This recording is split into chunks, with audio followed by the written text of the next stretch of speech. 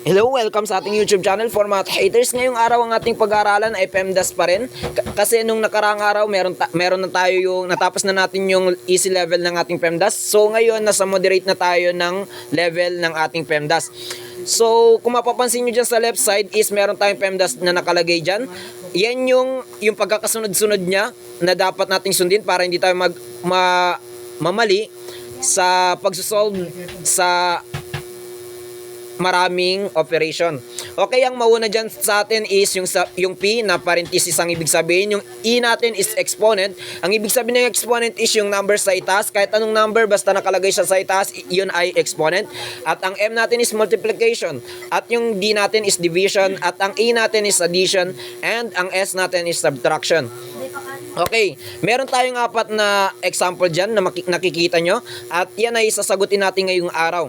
So, ang pinagkaiba lang naman ng ating PEMDAS sa easy level at saka sa moderate level, ang easy level natin ay kung mapapansin nyo dyan nakalagay, ang nauna lagi ay multiplication, at ang D natin is division, at ang A is addition, at ang S is subtraction. So dito sa ating moderate is, yung mauna is dapat na division ang iuna natin, tapos sumunod is multiplication, sunod naman si subtraction, sunod naman si addition. Ganon yung pagkakasunod ng ating moderate level sa PEMDAS. Okay, pasukan na natin yung ating number 1. So, mapapansin nyo sa ating number 1 is meron tayong tatlong operation, subtraction, multiplication, and addition.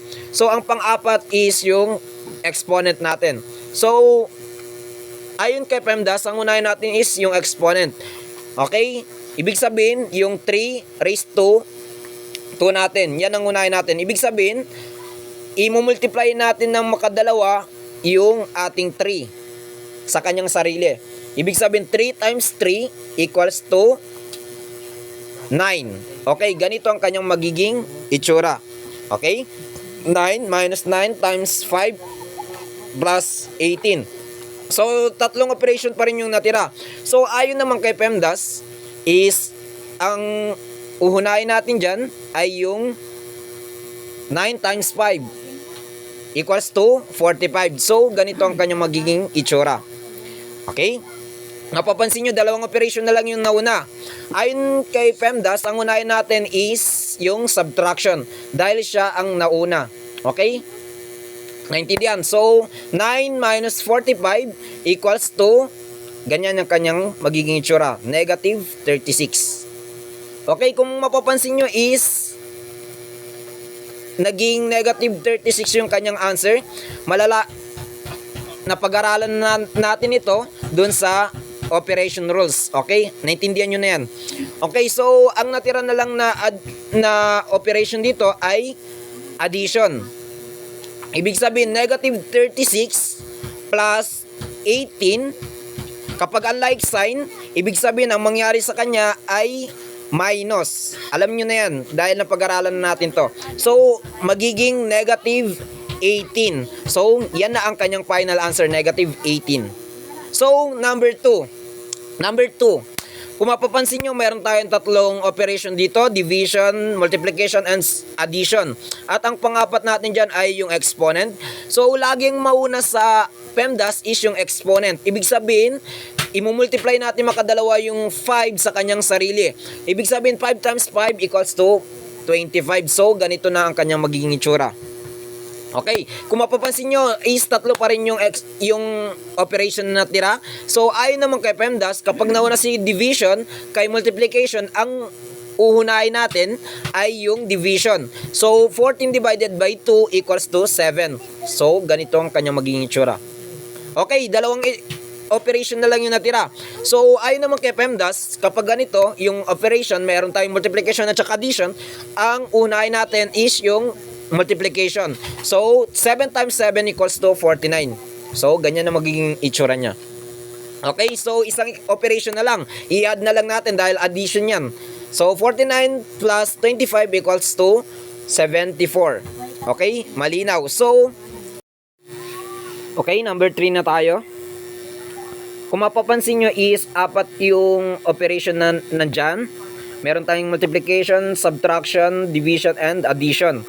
So, panglima si exponent. So, ayon kay PEMDAS, ang dapat na unahin natin dyan ay yung ating exponent. Yung 6 raised to 2. Ibig sabihin, imumultiply natin ng makadalawa yung 6 sa kanyang sarili. Ibig sabihin, 6 times 6 equals to 36.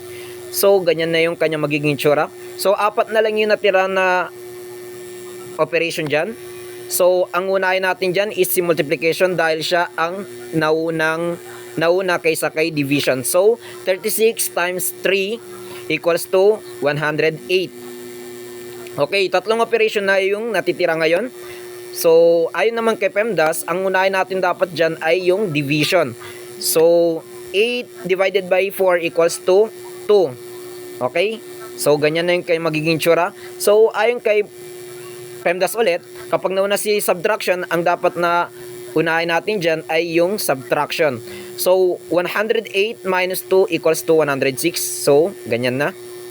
Okay, isang operation lang yung natira, yung ating addition. So, i-add na lang natin yung dalawa. 106 plus 7 equals to 113. So, ganyan lang kadali isolve yung PEMDAS.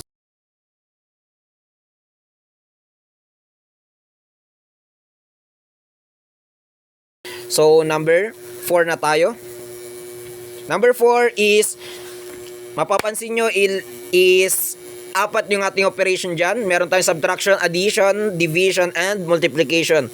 Ayon kay PEMDAS, ang unahin nating isolve dyan is yung si division kasi siya ang mas nauna kay multiplication. So, 10 divided by 2 equals to 5. Okay? So, ganito na kanyang magiging itsura. So, tatlong operation na lang natira. So, ayon naman kay PEMDAS ulit, ang unahin nating isolve dyan is yung si multiplication. So, 5 times 7 equals to 35. So, ganyan ang kanyang magiging itsura. So, dalawang operation na lang. So, ayon na naman ulit kay PEMDAS, ang lagi nating, kapag nauna si subtraction, kaysa kay addition, ang unahin nating isolve ay si subtraction. So, 11 minus 5 equals to, ganyan ang kanyang magiging itsura. So, isang operation na lang yung natira dahil operation natin is addition is i-add na lang natin yung dalawa. 6 plus 35 equals to 41. So, yan na lang po. That's it.